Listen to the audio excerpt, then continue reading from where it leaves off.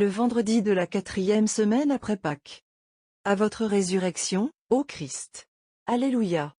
Le ciel et la terre sont dans l'allégresse, Alléluia. Béni soit notre Sauveur ressuscité qui nous a dit en ces jours. Celui qui croira et sera baptisé, sera sauvé. Grâce à sa miséricorde, nous croyons et nous avons été régénérés dans le saint baptême, nous sommes donc dans la voie du salut. Il est vrai que la foi ne nous sauverait pas sans les œuvres. Mais les œuvres aussi sans la foi seraient incapables de nous mériter le salut. Avec quel transport devons-nous pas rendre grâce à Dieu qui a produit en nous par sa grâce ce don inénarrable, premier gage de notre béatitude éternelle. Avec quel soin ne devons-nous pas veiller à le conserver intact, à l'accroître par notre fidélité. La foi a ses degrés, comme les autres vertus. Notre prière doit donc être souvent celle que les apôtres adressèrent à Jésus, « Seigneur, augmentez en nous la foi ». Nous sommes appelés à vivre dans un siècle où la foi a diminué chez la plupart de ceux qui croient, et c'est là l'un des plus grands dangers qui peuvent assaillir le chrétien en ce monde. Quand la foi est languissante, la charité ne peut que se refroidir. Jésus demande à ses disciples s'ils pensent que, lors de son dernier avènement, il trouvera encore de la foi sur la terre. N'est-il pas à craindre qu'elle ne soit voisine de nous, cette époque où les cœurs seront comme paralysés par le manque de foi? La foi procède de la volonté mue par l'Esprit Saint. On croit, parce qu'on veut croire. Et c'est pour cette raison que le bonheur est dans la foi.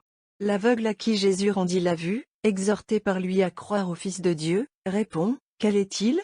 Afin que je croie en lui. » Ainsi devons-nous être disposés en présence de l'objet de notre foi. Croire, afin de connaître ce que nous ne connaîtrions pas sans la foi. Alors Dieu se manifeste à notre pensée et à notre cœur. Mais vous rencontrez des chrétiens qui se scandalisent des saintes hardiesses de la foi. Ils nous parlent sans cesse des droits de la raison. Ils accusent les fidèles de méconnaître sa dignité, son étendue, son origine divine. Que les fidèles se hâtent donc de leur répondre.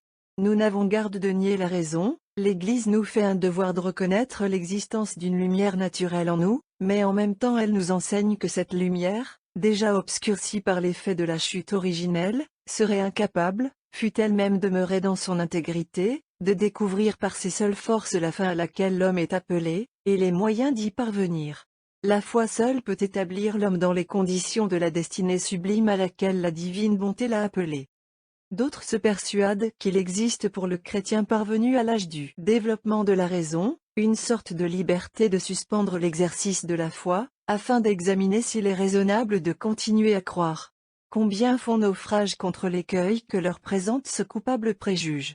La Sainte Église cependant enseigne depuis les apôtres jusqu'à nos jours, et continuera d'enseigner jusqu'à la fin des siècles, que l'enfant qui a reçu le saint baptême a reçu en même temps la foi infuse dans son âme, qu'il est pour jamais membre de Jésus-Christ et enfant de son Église. Et que si, à l'âge de raison, la foi est combattue en lui par le doute, il reçoit la grâce pour anéantir le doute par la foi, et risquerait son salut en suspendant sa croyance. Non assurément que l'Église lui interdise de confirmer sa foi par la science. Loin de là. Car alors il ne cesse pas de croire. C'est la foi qui cherche l'intelligence, selon la belle parole du grand saint Anselme, et pour récompense elle la trouve. On en rencontre d'autres qui admettent qu'au sein même de la société chrétienne, il peut exister des philosophes, c'est-à-dire des hommes étrangers à la foi, professant sur Dieu et sur sa créature un enseignement où la parole révélée n'est pour rien, une morale dépourvue de l'élément surnaturel. Des chrétiens acceptent ces philosophes, les louent et les honorent, leur reconnaissent plus ou moins implicitement le droit d'être ce qu'ils sont. Aveugles, qui ne voient pas qu'ils sont en présence de l'apostat. Qui ne sentent pas le frisson qu'éprouvèrent tous les enfants de l'Église, lorsque Julien, cherchant en vain à laver la trace ineffaçable de son baptême, se déclara philosophe sous les yeux d'une génération issue des martyrs.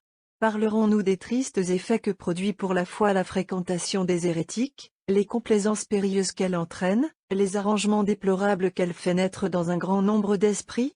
La terrible ligne de démarcation tracée par saint Jean, dans sa 2e épître, tend à s'effacer. Et la rappeler seulement serait déjà pour plusieurs un sujet de scandale.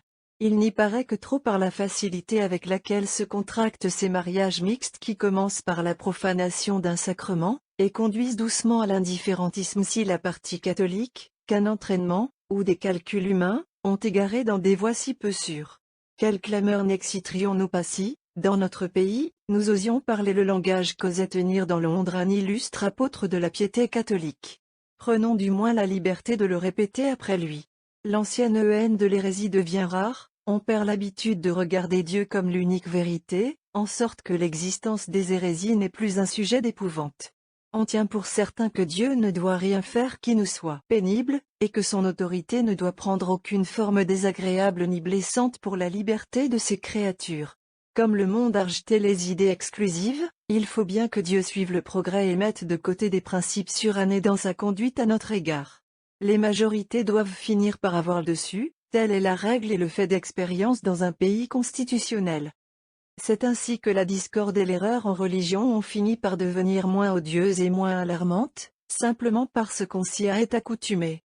Il faut une certaine hardiesse de cœur et d'intelligence pour croire que toute une grande nation est tort, ou que tout un siècle puisse aller de travers.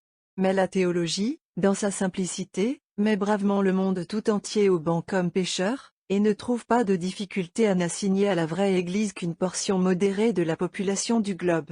La croyance dans la facilité du salut hors de l'Église est fort douce, si nous avons des parents ou des amis dans les liens de l'hérésie. De plus, si nous voulons admettre cette maxime, le monde nous pardonnera une foule d'erreurs et de superstitions, et nous fera l'honneur de nous complimenter de notre religion comme étant un produit littéraire ou philosophique de notre cru, plutôt qu'un don de Dieu. Est-ce donc là un si grand avantage, pour que tant de gens en soient si enchantés, le pas si cher et sans regret? Il est clair que cette croyance diminue notre estime pour l'Église, et doit affaiblir notre empressement à convertir les autres. Ceux qui font le moins d'usage du système de l'Église, sont naturellement ceux qui le connaissant et l'estimant le moins, seront le moins en état d'en juger. Et avec cela, ce sont justement ceux qui sont les premiers à faire généreusement le sacrifice des prérogatives de l'Église aux exigences de la mollesse et de l'indifférentisme moderne. Signalons encore comme l'une des marques de la décadence de l'esprit de foi chez un grand nombre qui remplissent d'ailleurs les devoirs du chrétien, l'oubli, l'ignorance même des pratiques les plus recommandées par l'Église. Combien de maisons habitées exclusivement par des catholiques, où l'on chercherait en vain une goutte d'eau bénite, le cierge de la chandeleur, le rameau consacré le jour des palmes, ces objets sacrés et protecteurs que les huguenots du XVI siècle poursuivaient avec tant de fureur, et que nos pères défendaient au prix de leur sang. Quelle défiance chez beaucoup d'entre nous, si l'on parle devant eux de miracles qui ne sont pas consignés dans la Bible. Quelle incrédulité superbe, s'ils entendent dire quelque chose des phénomènes de la vie mystique, des extases, des ravissements, des révélations privées.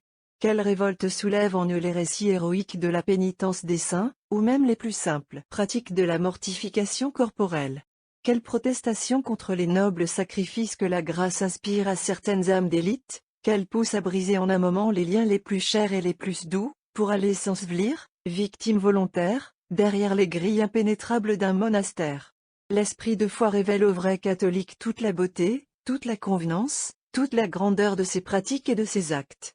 Mais l'absence de cet esprit est cause que beaucoup n'y voient qu'excès, inutilité, et manie. La foi aspire à croire. Car croire est sa vie. Elle ne se borne donc pas à adhérer aux stricts symboles promulgués par la Sainte Église. Elle sait que cette épouse de Jésus possède en son sein toutes les vérités, bien qu'elle ne les déclare pas toujours avec solennité et sous peine d'anathème.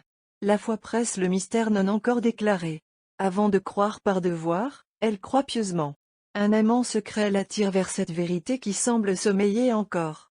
Et quand le dogme éclate au grand jour par une décision suprême, elle s'associe avec d'autant plus de transport au triomphe de la parole révélée dès le commencement, qu'elle lui a rendu plus fidèle hommage dans les temps où une obscurité sacrée la dérobait encore à des regards moins purs et moins pénétrants que les siens. Gloire soit donc au divin ressuscite qui récompensa la foi de Marie, qui fortifia celle de ses disciples et des saintes femmes, et qui daignera, nous le lui demandons humblement, couronner la nôtre. Présentons-lui nos hommages par cette séquence des anciens missels de Saint-Gall. Séquence. Célébrons la gloire du Créateur et du Rédempteur. Par sa grâce, il a rétabli ce qu'il avait créé dans sa bonté, et que le perfide serpent avait séduit par sa ruse. Il annonça d'abord qu'un jour une femme sainte enfanterait un germe saint. Qu'elle dominerait la tête cruelle de l'antique ennemi. Notant enfin voit s'accomplir la promesse où il fut faite, que l'antique désastre serait réparé. Marie, le rameau glorieux, a produit la fleur nouvelle. Qui enfantée par un prodige, éclate par la gloire des miracles. Sans attendre les années, dès les jours même de sa naissance. Par les feux de l'astre nouveau, Par les paroles inspirées de Siméon, il attire à lui le cœur des vrais Israélites et les présents de la gentilité. Le Père le glorifie par une voix qui descend du ciel, l'Esprit Saint, par la forme visible sous laquelle il apparaît. Ceux qui ont reconnu ce docteur divin, ce médecin des hommes, sont choisis pour enseigner les autres en vertu de son pouvoir. Après avoir répandu avec abondance les dons du salut, et promulgué de sa bouche éloquente les enseignements de sa doctrine qui sauve les hommes. Il est soumis aux opprobres, aux crachats, aux soufflets, à la flagellation. Ses vêtements sont tirés au sort. Lui-même couronné d'épines et cloué au bras de la croix. Mais aujourd'hui il ressuscite d'entre les morts. Vainqueur, il obtient un superbe triomphe. Il entraîne à sa suite dans les deux, comme ses membres, les justes des antiques générations. Sur la terre, il réunit en un seul troupeau ses brebis éparses. Et à nous-mêmes, les derniers de ses membres, il nous promet à la fin de notre vie des dons sublimes, qui sont l'objet de notre espérance. Amen.